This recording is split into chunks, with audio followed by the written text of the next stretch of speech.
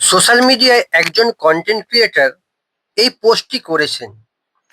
এই পোস্টে লিখেছেন, যিনি উলঙ্গ নৃত্য প্রদর্শন করেছিলেন তিনি একজন পুরুষ ছিলেন। আবার লিখেছেন, দর্শকদের উদ্দেশ্যে আপনারা নজরটা ঠিক করুন, মানুষের ট্যালেন্ট দেখুন। আপনারা যারা কুরুচি মন্তব্য করছেন তাদের একটা কথাই বলবো। আবার বলছেন, ইন্ডিয়া গট ট্যালেন্টের ফাইনাল লিস্টে ছিলেন ইনি। আবার লেখা হচ্ছে, ইনি একজন রূপান্তকামী। আচ্ছা, আপনারা ঠিক করে কথা বলুন, ইনি কে, পুরুষ না নারী? রূপান্তকামী মানে আমরা জানি না পুরুষ না নারীর মধ্য। তা আজকে এই রূপান্তকামী, অর্থাৎ এটাকে হিজড়ে বলা হয়। এই হিজড়ে একটা নারীর রূপের অবয়ব তৈরি করে প্রকাশ্যে উলঙ্গ নৃত্য করে ভাইরাল হয়ে গেল।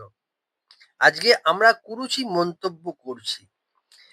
এটা আপনার মাথায় কি এলো না যে একটা নারীর উলঙ্গ অবয়ব নিয়ে নৃত্য প্রদর্শন করে ট্যালেন্টের কিছু খুঁজে পাওয়া যাচ্ছে না?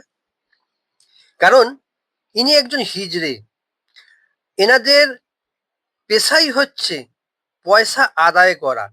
পয়সা আদায় না করতে পারলে যখন খুশি উলঙ্গ হয়ে নাচানাচি করতেই থাকে। তা একটা কথা মাথায় রাখবেন, ইনি ওনার জাতের সমাজকেও যেমন ছোট করলেন, তেমন নারী সমাজকেও ছোট করতে বাধ্য থাকলেন। কারণ উনি যে এই নারীর অবয়ব তৈরি করে একদম উলঙ্গ নৃত্য প্রদর্শন করলেন, এটা কিন্তু দৃষ্টিকটু। এর আগে কোনো নৃত্যশিল্পী আজ অবধি এরকম উলঙ্গ নৃত্য তৈরি করার সাহস খুঁজে পায়নি। কেন?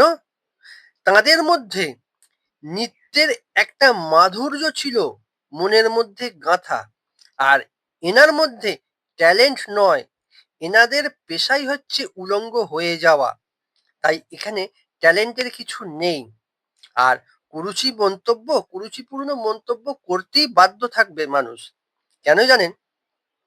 এরকম উলঙ্গ নৃত্য করলে সে কৃত্রিম ভাবেই করুক আর অকৃত্রিম ভাবেই করুক, এরকম নৃত্যকে দেখে কেউ কুরুচিপূর্ণ মন্তব্য না করে থাকতে পারবেন না। কারণটা কি বলুন তো?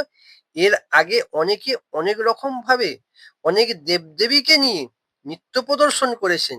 এরকম কুরুচিপূর্ণ নৃত্য প্রদর্শন করে নৃত্য সমাজটাকেও নষ্ট করেননি এবং নারী সমাজের মধ্যেও কোনো ব্যাঘাত ঘটাননি। ভিডিওটা ভালো লাগলে কমেন্ট শেয়ার অবশ্যই লাইক করবেন। আপনারা ভালো থাকুন, সুস্থ থাকুন।